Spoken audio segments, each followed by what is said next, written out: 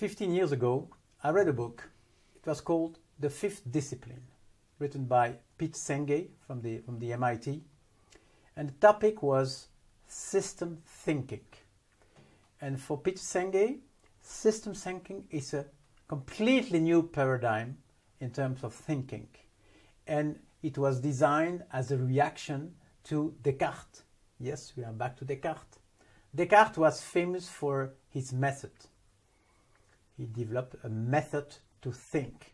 And one of his recommendations was to split problems into little pieces, to solve sub-problems, and then to recombine. Today we know it doesn't work. Today we talk about complexity, we talk about diversity, about chaos, etc. System thinking is like the name of the new paradigm for this new way of thinking. But it didn't appear like that. It was built slowly since Descartes with a lot of people, and this little story I want to tell now. Of course, lots of people were involved. Lots of people were involved. I just put some names here like Kant and Hume and Locke and Boole. You have many, many more, but we are limited by the size of the slide and by the timing. So lots of people were involved, but at the beginning you find Descartes. Descartes, again. One of the key findings of Descartes was to split res cogitans on one hand and res extensa on the other hand.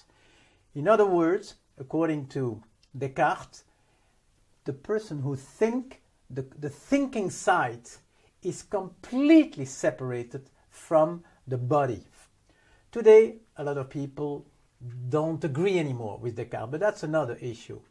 The res extensa, res cogitant thing was the main finding of Descartes. And of course, on the res extensa, the physics, lots of things have been found. Just name electricity and you will see why soon.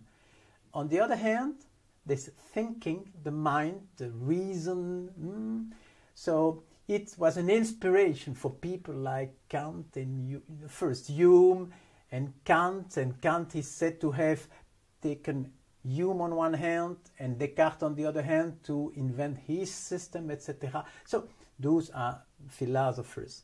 But the idea is to show that because of Descartes, because of what he did, thinking made progress. And one of the things that happened was, again, a new combination.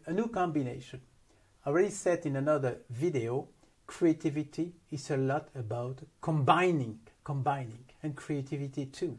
It's about combining. I mentioned Boole in the former video, remember? The Leibniz dream. What did Boole, George Boole? He tried to combine logic on one hand and mathematics on the other hand. He was part of Leibniz dream and he invented the binary system, 0 and 1. When you see electricity, what happened? A new tool was designed, the relay.